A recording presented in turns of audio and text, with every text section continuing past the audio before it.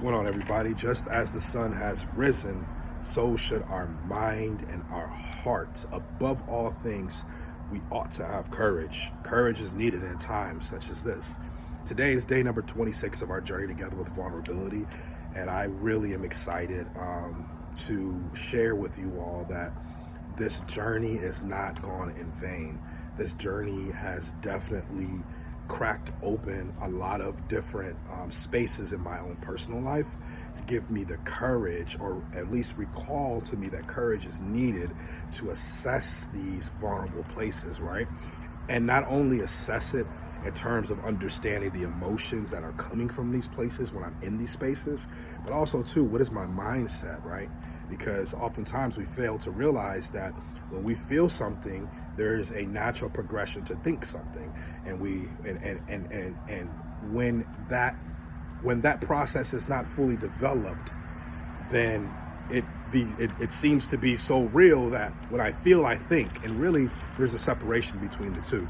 And as we continue to explore together, I'm hoping everybody has the same awareness that there is a true separation between what you are actually feeling right now, what you're feeling in these vulnerable spaces, as well as what you're thinking, the thoughts that are applied to them. And as we continue to explore together, I'm hoping that you guys are having the same impact on your own personal life as I have had on mine. Today we slow down. We slow down and pay tribute to a verse that in the Bible, that has paid the way, that has paved the way for me to transcend over a lot of my suffering, a lot of my pain, a lot of my adversities that I've faced in my life, and has given me context to how to approach certain situations. Because it's true, the Bible provides us with principles that can be applied in our life to see the lens in which creativity and God walks through, right? And so we're going to slow down and take a look at this particular scripture, which is Psalms 23, and the lens in which that we're going to view it through is through the audacity of surely in times such as this. The audacity of surely in times such as this. And so this is really going to be pulled from the latter part of Psalms 23, but I'm going to walk through the verse, the whole scripture, if you will. But let me read where it's going to get pulled from, so that way you can have context on why I'm going to be delivering this message and kind of give you a little bit more of a background, right? So we're gonna start with Psalms 23, verse number 4, and we're going to finish it all the way through the end of verse number 6. Psalms 23, verse number 4. We're going to finish it in through verse number 6. So verse number 4 reads, "Even though I walk through the valley of the shadow of death, I will fear no evil, for you are with me. Your rod and your staff, they comfort me. You prepare a table before me in the presence of my enemies. You anoint my head with oil, my cup overflows." And this is verse 6, where the context of what I'm going to be delivering is coming from. "Surely goodness and love will follow me all the days of my life, and I will dwell in the house of the Lord forever." Surely goodness and love will follow me. Surely is a confident term that describes the seriousness of the belief that something is going to happen, something is about to happen. Surely, no matter what I'm going through, surely goodness and love will follow me all the days of my life, and I will dwell in the house of the Lord together. That's a dual perspective. Surely goodness and love will follow me. Who am I? Who are you? That the audacity of surely, the hope, the reassurance that surely goodness and love will follow us all the days of our life, not some of the days, not every other day, not once in a while, but all the days. Surely goodness and love will follow us.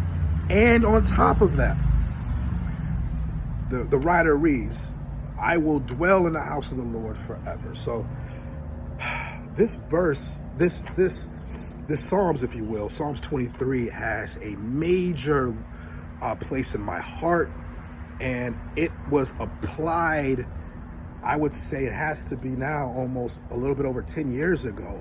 I was a youth pastor, and during that time period, when I joined a church, Macedonia Missionary Baptist Church in Panama City, I had joined the church, and the reason why I want to share the context of what happened prior to me being able to deliver this message is because it really gives substance, if you will, right, to the outer layer of Shirley, the audacity of Shirley, right?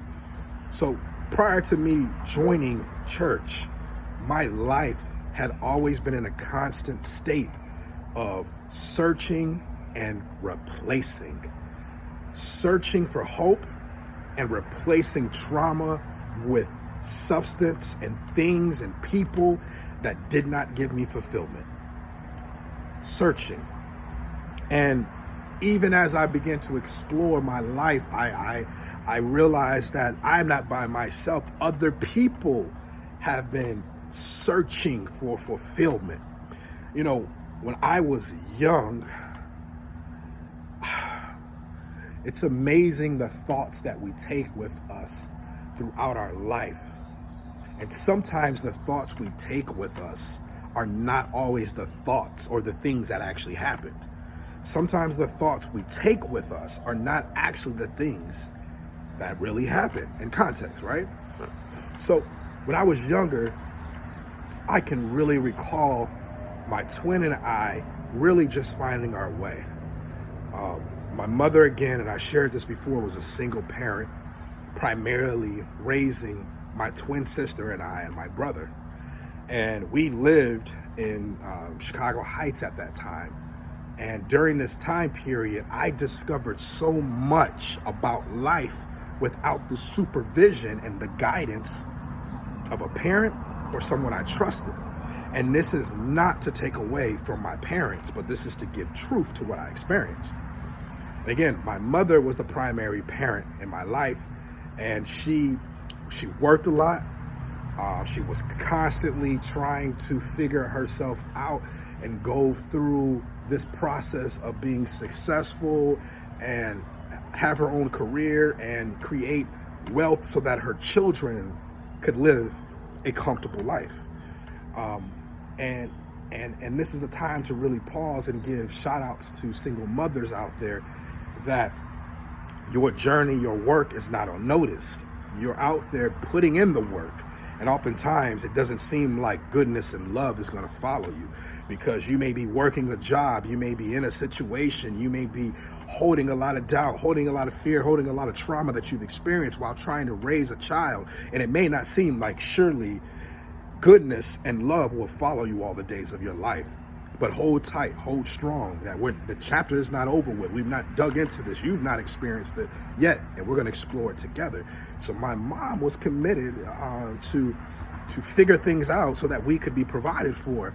In the lieu of that, we experienced times where we didn't have things to eat, where we didn't have the best clothing, where we didn't really have the things that we wanted to have as a young child. And it's amazing that even in those time periods, there was a strong urge within myself to fit in and to be cool. And I remember oftentimes when I went to school, I felt so uncomfortable because I felt like I didn't have the right clothes. I felt like I didn't look good enough. And so I limited myself. I limited my abilities to interact with people. I limited my mental space and filled it with stress. And when I was sitting in school, I wasn't taught how to pay attention. I just went to school and was just filled with stress, and it was hard for me to pay attention. It was hard for me to retain information. And it was because I was trying to become something I wasn't. I wasn't comfortable with myself. And I'm going to pause here and share this message with any youth that are out there from the ages of 10 to 18. If you're in high school, if you're in middle school, there is a love that is found within that you can rest assured that it's okay to be you. It's not about the clothes you wear. It's not about the people you hang around. It's not about how you look. You're good enough. Surely goodness and love will follow you all the days of your life. And how does this tie into you? How does this message make sense to you? And what does it do for you in your life? And I'm gonna tell you what it did for me in my life. As I continued to go to school, I was quiet but observant. Yeah, I would pay attention to people as they would interact. I would see how my twin sister would walk through the hallways with this sense of confidence and being able to communicate with everybody. And oftentimes she would slow down and say, "But hey, there's my twin brother." And she had this smile on her face, and it gave me this reassurance that, wait a minute, I am somebody. Wait a minute, I'm loved. Wait a minute, I'm special. And so those small moments allowed me to get past those difficult times. Those small moments of words of affirmation allowed me to overcome or to get past difficult times. And so again, I'm going to share this message with any youth out there that today's the day we're going to send you words of affirmation. You're good enough. You're special. We're slowing down to let you know you can get through this. And hopefully this message will get you over your temporarily difficult times. You see, and as I dig a little bit deeper into the context of my life to bring the truth of this scripture, and I also want to share that, even though I was getting the love from my twin, even though my mom was putting the work in to go to work and to come home and do her best to provide to us, and I want to make sure I share this message too. My mom did something really unique to me that didn't make sense then, but now it makes full sense to me. The times that we did share time together, she would slow down, and I remember it would be at night. She'd either come into the room, it would be late at night, or I would go into her room. Either way the case would be, she would always spend time with me and tell me, "Baby, you're a king. You are a king. No matter what we have, no matter what our situation is, you're a king, and don't ever forget that." And I didn't understand what that meant then. I just knew my mom took time to share with me something she seemed to believe in. And so as I continue to explore within myself, what does that mean to be a king? I heard the words, but it didn't apply in my life. I didn't know how to apply it in my life or make it real. No different than the scripture. Sometimes we can listen to the words in the scripture. Sometimes we can listen to words from other people. But if we're not applying it, it's not going to become real. It won't manifest itself. And again, she said, "Baby, you're a king." And she used to oftentimes too take us to the suburbs or these places where there were mansions and these houses were so much bigger than ours, and people were living a different lifestyle. And she just wanted us to see what it looked like, what success looked like, what reality could look like, that there was a different option than which we lived in. But she would also take time to take us to the Cabrini projects, the Robert Taylor projects, and she would always drive by in the front of it and say, "Listen, if we continue to go down the path of making mistakes and bad choices, that she would let us out here and see what it's really like to live in these neighborhoods, that choices are being made here." And so I'm sharing this message really to slow down, to give her thanks, because now I understand in life there's choices. We may be going through difficult time that may seem like it's causing us a huge amount of pain and suffering. And it may be difficult to understand that surely goodness and love is following us all the days of our life. And it's because we're so involved in the current moment now that we're not pausing to realize the love that's around us. That there's people slowing down to share a message with you because there's love. Surely goodness and love will follow us all the days of our life. And sometimes it may seem like so many challenges are happening outside of our lives. People are dying. People are getting hurt. Families are being broken up. Inside of our families, there's turmoil. There's a lot of anger. There's a lot of emotions.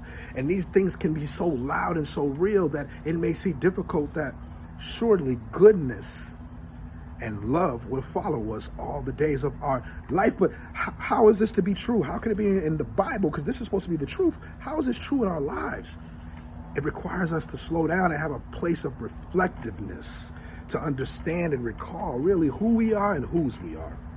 So as I continue to dig into the context of my childhood, right, to again bring you into the context of why this scripture means so much to me, I also have to be transparent and share with you that, of course, I'm a young man, right? I still believe I'm kind of young a little bit, right? But at the end of the day, when I was growing up, I was a young man, and I didn't have my father with me every single day. He didn't live with us. There was times that we did go to his house, or to at the time, really, it was we were going to our grandmother's house where he would spend time with us, and oftentimes we'd go to his place as well, but he wasn't there every single day. And I do recall, I didn't recall at that time how much it impacted me until I start to really consider my life from youth up until this point. It played a major impact in my life. I didn't have the guidance. I didn't see what it looked like to be a man every single day. I didn't see what it sounded like to interact with people, with the spouse, or with family members, or with co-workers. I didn't see that every single day. That wasn't in front of me every single day. So I didn't get the chance to actually see what right looked like. And even during that time period, my father, as he was growing up, he had his own perspective on how he was looking at life and how he was going about life. And oftentimes I remember to this day, when I was younger, I would look up to him so much. All I could remember is that he was this major athlete in high school. He was a major athlete in college, and he was right there on the fringes of making it to the NFL. And I remember hearing that story, and it was almost like, wow, that's my father. Wow, that's my father. But I also do recall moments where my heart was broken because I didn't feel the love from him. You see, he wasn't a very affectionate person, and he has his own reasons to why he wasn't at that time period. And he did as much as that he could, right? But it still played an impact because I didn't know what that looked like, right? To have that relationship between a young man and a father. And so, without that information, I had to figure it out myself. And one thing I want to pause and reflect on is to encourage somebody right now. If you know anybody that is growing up, that's a young adult, a young male, spend time with slowing down and talking to them, to give them principles to live by, to share information with them. The reason why I'm saying this is because oftentimes without guidance, without information, someone has to figure things out themselves. So when you're going through figuring things out, there's going to be a lot of roadblocks. There's going to be a lot of opportunities to say, you know what, I give up. I'm not trying to be emotional. I'm not trying to express myself. I don't want to do it. They didn't do it when I was growing up. Or I'm not trying to deal with this feeling that's on the inside. I'm not trying to have this work ethic. I'm not trying to be the best version of myself because I didn't always see it. It leaves too many rooms for excuses. So let's minimize the excuse and give information and provide information. So hopefully, if somebody is going through a process, a young adult or young male, that they can realize that surely, they can have that confidence and that reassurance that surely goodness and love will follow me all the days of my life. And sometimes goodness comes through the interaction of other people, slowing down to share with us. Sometimes goodness is simply with people showing compassion to suffer with us as we go through different things. And that love, if we don't slow down and connect with one another, it's going to create doubt that surely goodness and mercy is not going to follow us all the days of our life. And it's important for us to drill in this message to each other, to slow down, to connect with one another, right? And so really the major context I want you guys to pull out from my upbringing was, A, did I always see what right looked like? No. B, did I figure a lot of things out or go through a lot of things out by myself and have major life experiences and not have that guidance or that protection by myself? Yeah. C, did I go through a lot of traumatic experiences that I didn't know how to deal with and that I was experiencing, that I felt alone, I felt crushed, I felt introverted? Yes. But guess what? Those moments did not dictate to me that surely goodness and love will follow me. You see, I had to live these things in order to understand, no matter what I went through, surely goodness, that there was good out there, that there was people being righteous, there was people showing virtue in my life. Yes, I did carry a lot of the messages in my mind, right, in my heart, because of the pain I didn't deal with, that, oh, my childhood was rough, people didn't care about me, I ran through a lot of situations that I shouldn't experience, and I carried that mindset because I wasn't vulnerable enough. I didn't have the courage enough to face these different situations head on, and so I hid from them. And so it was hard for me to believe that goodness It was hard for me to believe that love would follow me. I didn't feel like I deserved it. I felt like that was the least I deserved, was love and goodness. I ran away from it. Every time it was presented to me, I felt like I wasn't good enough, and therefore I would fight it. And that brought me into my mid-years of beyond teenage up into my young adult. And I remember leaving Chicago at that time to go to Virginia. And at that time, I ended up moving in with my brother. And I was also going to college at Norfolk State University. And this was the first time that I was away from home. So keep in mind, I didn't have the tools. I wasn't aware of the tools that was implemented in me, because I was carrying the stresses and the traumas that I had been through. I was ready to run away and I was ready to recreate, but I wasn't ready to pause and reflect on what I had, the value I had. So because I didn't have value, at least I was telling myself that I was feeling I didn't have value, I was living a lifestyle trying to replace the pain with pleasure, trying to replace the pain with temporary solutions.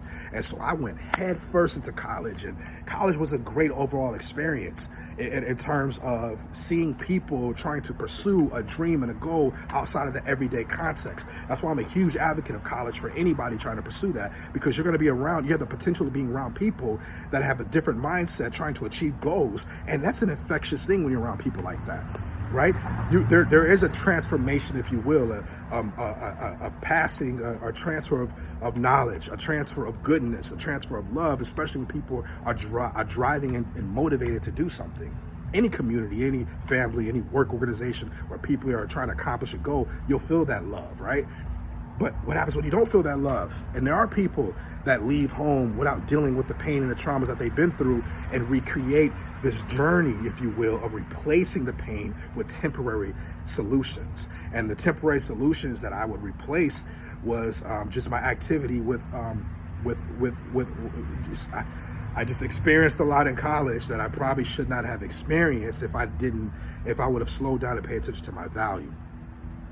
So because I didn't pay attention to my value and I was trying to be cool, I was trying to project an image, I was trying to become satisfied because there was a deep emptiness within me.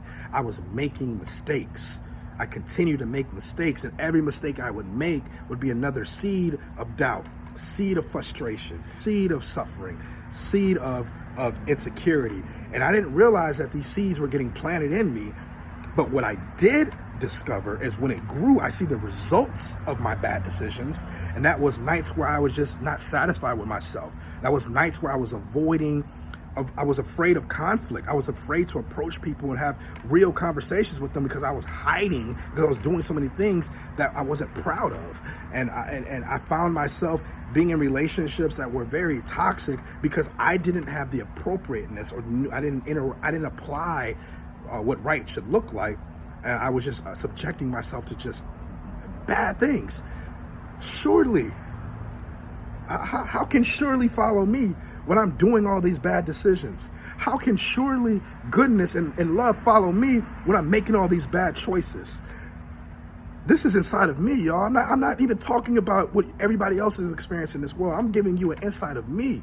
Surely goodness and love will follow me all the days of my life. It was hard for me to grasp that, to understand that. How could anybody promise me something that I wasn't experiencing right now? How could I listen to someone tell me that goodness and love would be with me when I was making bad decisions, when I didn't even feel the best about myself? In the darkest hours of my life, I wanted to take my life. And I tried multiple times. And the driving force was that I wasn't good enough, that my pain could be easily eradicated if I just disappeared. Surely goodness and mercy will follow me all the days of my life. That wasn't speaking to me during these time periods. I was constantly searching, but I was attracting the wrong information. I was vulnerable, but not present. I was allowing so many people in my spaces. I was interacting with so many people and being in their spaces. How could I have that confidence that surely goodness and love will follow me all the days of my life? You know, I don't know what you're going through. I don't know what you've experienced in life. I don't know what decisions you've made. I don't know what you have in terms of guilt and shame. I don't know what you're running away from. I don't know what you're hiding from. But I will tell you this, surely goodness and love will follow you all the days of your life. You see, as I moved from young adult, and then I end up leaving Virginia, and I reunited with my twin sister and moved to Florida. And during this time period, I realized I was tired. I was exhausted. I was tired of making bad decisions. I was tired of doing things that was taking my energy away and not giving me value. I was tired of looking around at my life and seeing that I had nothing emotionally, mentally, or physically. I was tired. I was tired that I didn't have the relationships that I needed in my life. I was tired that I didn't have a relationship with my mother and my brother. I was tired of a relationship with my father. I was tired that I didn't have a relationship with my grandmothers. I was tired that I was making the decisions to remove myself from my family because I was holding on to the thoughts that I thought were real. I was tired. And in this tiredness, I made a decision. And this decision came during the time period when I had my first son. Actually, it came when me and my wife at the time, we had lost our child. And we were going through a really difficult time during this time period. And we were going through counseling. And I remember that it was the major fight that we had. And I said, you know what, in order for this to work, we're going to have to go to church and just find us a church and do things the right way. And we decided to go to church. And I was brought up in church. Like, right, when I was young, I went to church. I was involved in youth and ministry in church, but I didn't apply any of the lessons. I listened, but I didn't apply. I listened, but I didn't apply. But because I was so broken and tired in this time place, I was willing to try anything. Application.